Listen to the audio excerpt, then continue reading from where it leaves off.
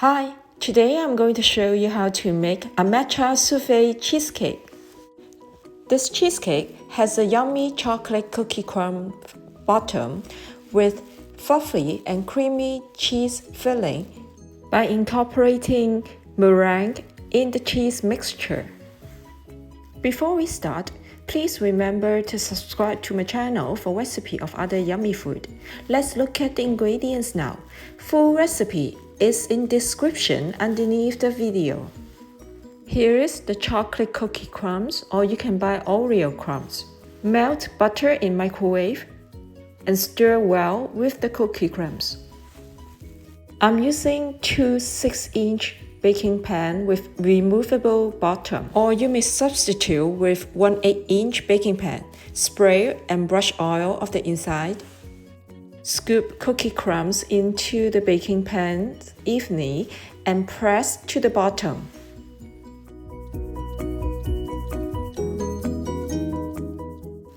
Wrap each baking pan securely with aluminum foil as you are baking the cake in water bath. Dip the baking pan in fridge. Separate each egg into egg yolk and egg whites now.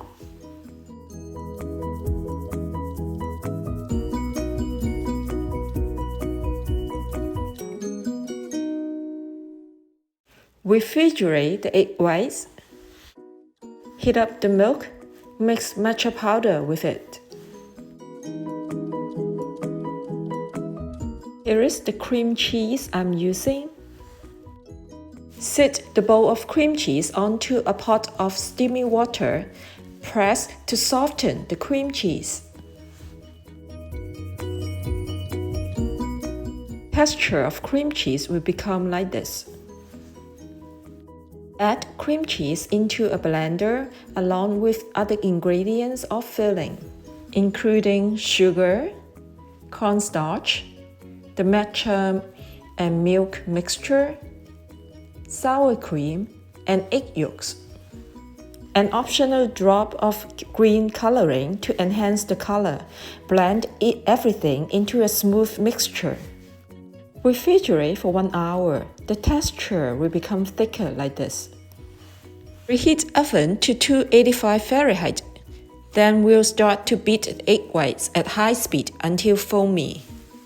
Add cream of tartar. Then add sugar gradually from side of the bowl.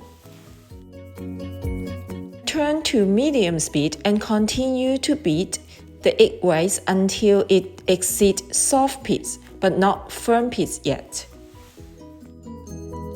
That is when you lift the beater, there is a longer and softer hook of egg whites on it. The egg whites here still quite soft, but not too stiff, otherwise the cake will expand too much and start to crack during baking. Pour 1/3 of the egg whites into the matcha batter. While turning the bowl, fold gently to incorporate using a whisk. Do not stir.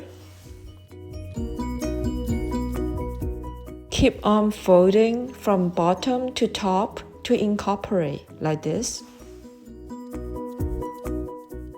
Pour the mixture back into the egg whites.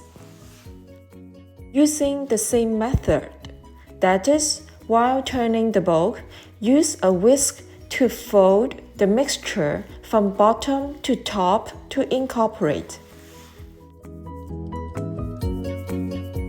There will be some egg whites at the bottom of bowl which are not incorporated yet, so pour the mixture into another bowl and fold to incorporate.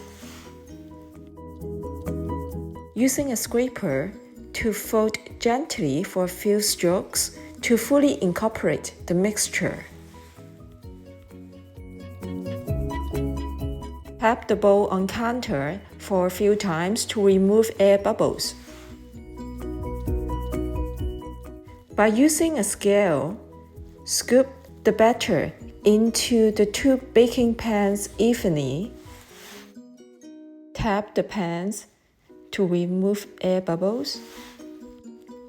Fill the bigger baking pan with at least 1 inch of warm water.